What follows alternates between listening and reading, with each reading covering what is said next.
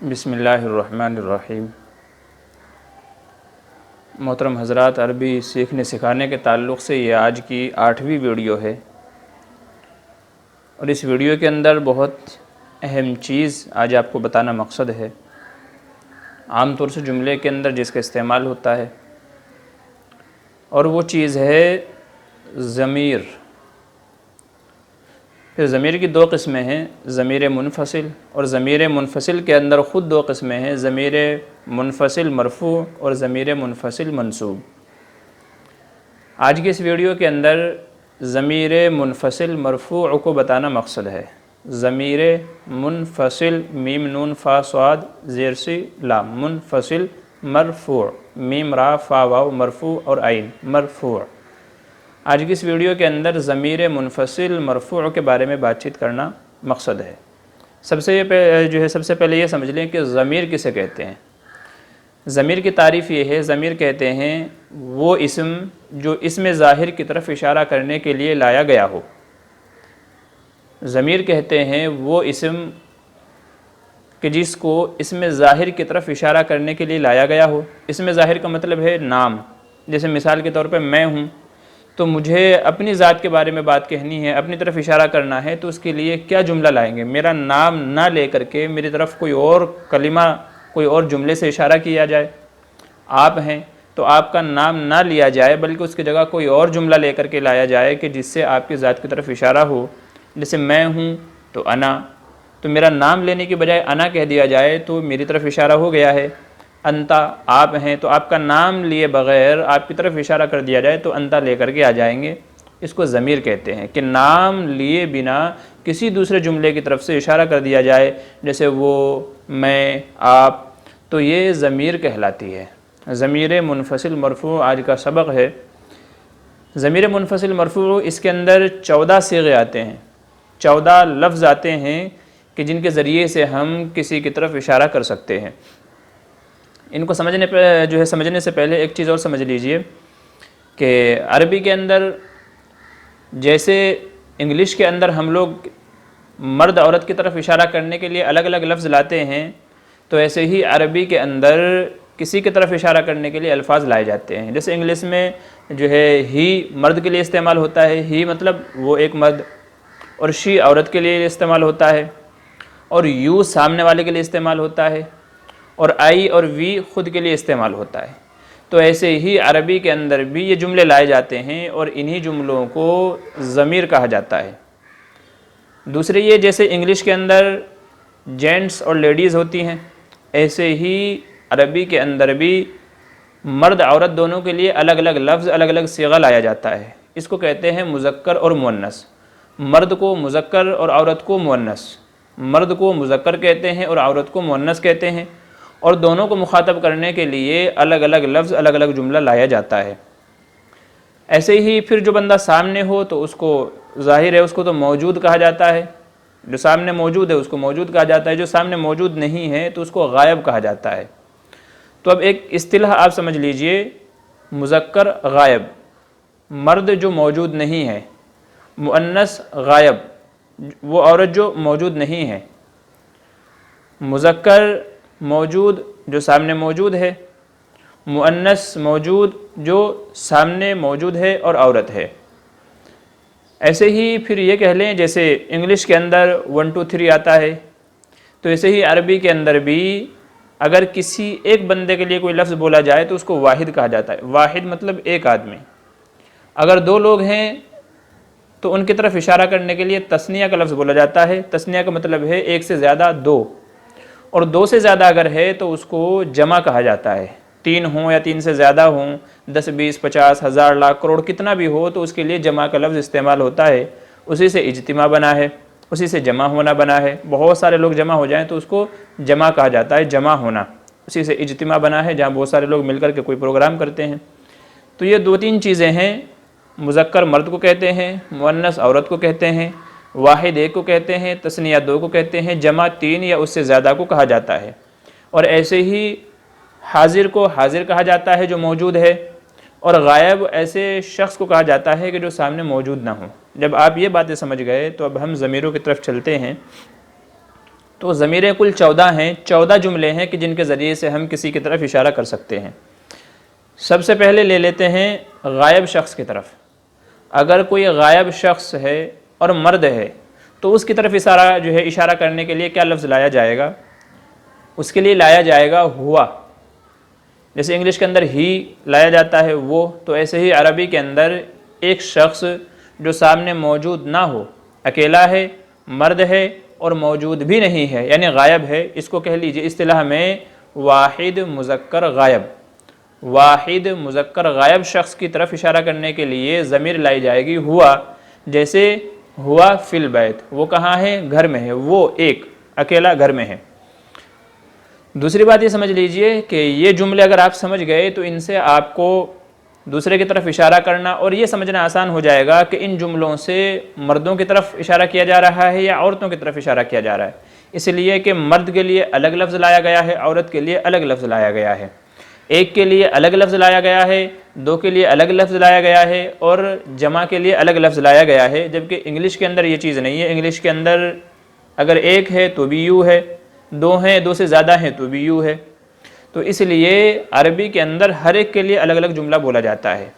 تو سب سے پہلے میں آپ کو ضمیریں پڑھ کر کے سنا دیتا ہوں۔ ہوا ایک شخص کے لیے واحد مذکر غائب، ہما دو یعنی تثنیہ مذکر غائب، ہم جمع مذکر غائب، یعنی ایک مرد اگر غائب ہے تو اس کے لیے ہوا، دو ہیں اور غائب ہیں اور مرد ہیں تو اس کے لیے ہما، اور تین ہیں اور غائب ہیں اور مرد ہیں تو اس کے لیے ہم۔ ابھی اگلی باری ہے عورتوں کی۔ عورت کی طرف اگر ہمیں اشارہ کرنا ہے جو اس وقت یہاں موجود نہیں ہے تو اس کے لیے لفظ آئے گا ہیا۔ ہوا مرد کے لیے اور ہیا عورت کے لیے۔ ہیا واحد مؤنث غائب، مؤنث مطلب عورت، واحد مؤنث غائب کے لیے لفظ استعمال ہوگا ہیا۔ اگر ہم کو کہنا ہے کہ وہ عورت اپنے گھر میں ہے تو ہم کہہ سکتے ہیں ہیا فی البیت، کہ وہ عورت گھر میں ہے۔ جب ہم ہیا بولیں گے تو آٹومیٹک ہمیں سمجھ میں آ جائے گا کہ یہ عورت کے بارے میں بات چیت ہو رہی ہے، عورت کا لفظ لانا ضروری نہیں ہے، بلکہ ہیا اگر ہم نے بولا ہے تو وہ ہمیں سمجھ میں آ جائے گا کہ اس سے عورت مراد ہے، اس لیے کہ عورت ہی کے لیے ہیا کا استعمال ہوتا ہے، مرد کے لیے ہوا کا استعمال ہوتا ہے۔ لہٰذا جب یہ بولا گیا کہ ہیا فی البیت تو ہمیں سے سمجھ میں آ گیا کہ یہ عورت کے بارے میں بات چیت ہو رہی ہے۔ تو واحد مؤنث غائب کے لیے ہیا، تثنیہ مؤنث غائب کے لیے ہما، یعنی اگر دو عورتیں ہیں اور غائب ہیں تو ان کے بارے میں ہما آئے گا۔ یہاں پر دوسری بات یہ یاد رکھ لیں کہ جو ہے مردوں میں دو اور عورتوں میں دو، دونوں کے لیے ایک ہی لفظ استعمال ہوتا ہے، ہما ہما، دونوں کے لیے ایک ہی لفظ استعمال ہوتا ہے، ہما۔ مرد ہیں اور دو ہیں اور غائب ہیں تو بھی ہما بولا جائے گا، دو عورتیں ہیں اور غائب ہیں تو بھی ہما ہی بولا جائے گا۔ دونوں میں فرق سمجھنے کے لیے اس کے ماقبل کو یا بعد کو دیکھا جائے گا کہ بات چیت کس سلسلے میں چل رہی ہے۔ جیسے کہا جائے ہما فی المسجد تو ہم کو سمجھ میں آ جائے گا کہ بھئی یہ مردوں کے بارے میں بات چیت چل رہی ہے کہ وہ دو مرد کہاں ہیں؟ مسجد میں ہیں، اس لیے کہ عورتوں کا کیا کام مسجد میں۔ اور اگر بات چیت چل رہی ہے گھر میں یا کچن کی بات چیت چل رہی ہے تو سمجھ میں آ جائے گا کہ عورتوں کے بارے میں ہے، اس لیے کہ عورتیں کہاں رہتی ہیں؟ گھر میں رہتی ہیں۔ تو ہما دو مردوں کے لیے اور دو عورتوں کے لیے، دونوں کے لیے ایک ہی لفظ استعمال ہوتا ہے ہما۔ ہمیں کیسا پتہ چلے کہ یہاں مردوں کے لیے استعمال ہوا ہے یا عورتوں کے لیے استعمال ہوا ہے؟ تو اس کا طریقہ یہ ہے کہ اس کے سیاق و سباق کو دیکھیں گے، یعنی آگے پیچھے کو دیکھیں گے کہ یہاں گفتگو کس کے بارے میں چل رہی ہے۔ عورتوں کے بارے میں چل رہی ہے تو سمجھ جائیں گے کہ یہاں ہما عورتوں کے لیے استعمال ہوا ہے، اور اگر مردوں کے بارے میں گفتگو چل رہی ہے تو سمجھ جائیں گے کہ یہاں پر مردوں کے بارے میں گفتگو ہو رہی ہے۔ تو ایک عورت اگر غائب کی طرف اشارہ کرنا ہے ہیا، دو ہیں تو ہما، اور اگر تین عورتیں یعنی جمع کے لیے اگر ہم لفظ لے کر کے آ رہے ہیں تو اس کے لیے استعمال ہوگا ہننا، ہا نون پیش ہن، نون زبرنا ہننا، جیسا کہ آپ اسکرین کے اوپر بھی دیکھ رہے ہیں، اسکرین کے اوپر بھی ہم نے لگایا ہوا ہے۔ تو واحد مذکر غائب ہوا، تثنیہ مذکر غائب ہما، جمع مذکر غائب ہم، واحد مؤنث غائب ہیا، تثنیہ مؤنث غائب ہما، جمع مؤنث غائب ہننا۔ تو یہ 6 صیغے استعمال ہوتے ہیں غائب کے لیے، 3 مردوں کے لیے اور 3 عورتوں کے لیے، ایک کے لیے الگ لفظ، دو کے لیے الگ لفظ اور 3 کے لیے الگ لفظ، عورت کے لیے الگ لفظ، مرد کے لیے الگ لفظ۔ ہوا، ہما، ہم، ہیا، ہما، ہننا، 6 صیغے ہو گئے۔ اب بات آتی ہے کہ ایسے شخص کے بارے میں ہمیں اشارہ کرنا ہے جو ہمارے سامنے ہی موجود ہے، جس کو کہتے ہیں مذکر حاضر، مرد کے بارے میں ہے اور وہ حاضر ہے اور سامنے موجود ہے۔ تو واحد مذکر کے لیے لفظ استعمال ہوتا ہے انتا، جیسا کہ بتایا گیا کیفا انتا، آپ کیسے ہیں۔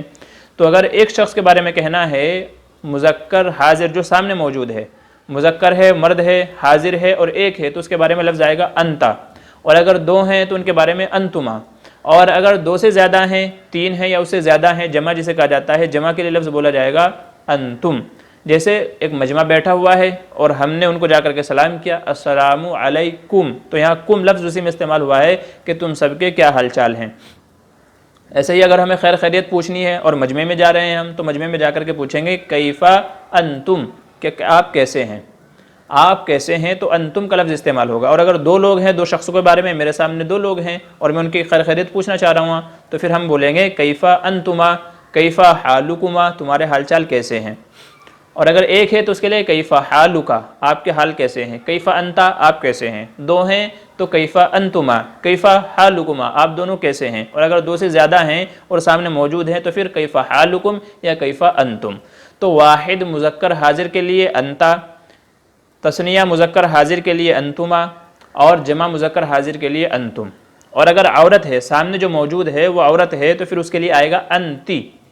فرق صرف زبر زیر کا ہے، انتا مرد کے لیے اور انتی تا کے نیچے زیر، تو یہ عورت کے لیے ہو جائے گا ایک، جبکہ وہ سامنے موجود ہو۔ یوں کہہ لے واحد مؤنث حاضر، عورت ہے، ایک ہے اور سامنے موجود ہے، تو اس کے لیے انتی آئے گا۔ جیسے کسی عورت سے ہم حال چال پوچھیں تو پوچھیں گے کیفا انتی، کہ تم کیسی ہو، کیفا حالکی، تمہارے حال چال کیسے ہیں۔ تو اگر ایک ہے تو اس کے لیے انتی آئے گا، کیفا انتی، اور اگر دو ہیں تو پھر انتما، کیفا انتما۔ یہاں بھی یہ سمجھ لیں کہ مرد کے لیے دو کے لیے جو لفظ استعمال ہوا ہے انتما، وہی دونوں لفظ استعمال ہوں گے عورت کے لیے۔ اگر دو عورتیں ہیں اور دو مرد ہیں تو دونوں کے لیے انتما انتما ہی استعمال ہوگا۔ فرق ہمیں وہی سیاق و سباق سے سمجھنا ہوگا کہ جس چیز کے بارے میں گفتگو چل رہی ہے، جس کے بارے میں تذکرہ چل رہا ہے، تو ہم سمجھ جائیں گے کہ یہاں لفظ انتما ہے تو وہ مرد کے لیے استعمال ہوا ہے یا عورت کے لیے استعمال ہوا ہے۔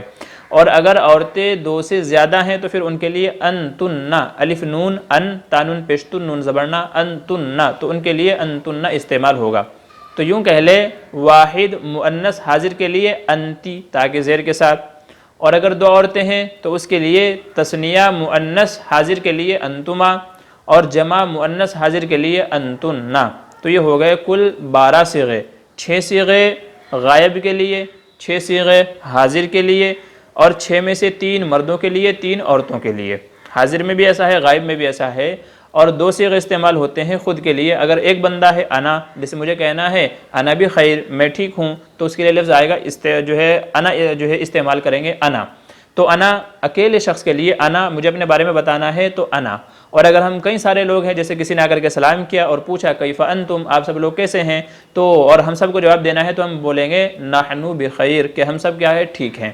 تو اکیلے شخص کے لیے انا، میں، اور اگر بہت سارے ہیں، وہ چاہے 2 ہوں، 2 سے زیادہ ہوں، کتنے بھی ہوں، 10 20 50 100 1000 10,000 کتنے بھی ہوں، تو ان کے لیے لفظ استعمال ہوگا نحنو۔ جیسے عربی کے اندر اکیلے جیسے انگلش کے اندر اکیلے شخص کے لیے آئی اور زیادہ کے لیے وی استعمال ہوتا ہے، آئی اور وی، تو ایسے ہی عربی میں اکیلے شخص کے لیے انا، اور اگر ایک سے زیادہ ہیں، وہ چاہے 2 ہوں، 4 ہوں، 6 ہوں، 8 ہوں، 10 ہوں، تو اس کے لیے نحنو استعمال ہوتا ہے۔ جیسے انا بخیر اور نحنو بخیر، میں ٹھیک ہوں اور ہم سب ٹھیک ہیں۔ تو یہ کل ملا کر کے 14 صیغے ہو گئے۔ ان 14 صیغوں کو ضمیر منفصل مرفوع کہا جاتا ہے۔ منفصل کا مطلب یہ ہے علیحدہ، یعنی یہ جو لفظ آئیں گے یہ جملے سے الگ ہو کر کے آئیں گے، انتا انتما انتم انتی انتما انتنا، تو یہ جملے سے علیحدہ ہو کر کے آئیں گے، کسی لفظ کے ساتھ مل کر کے نہیں آئیں گے۔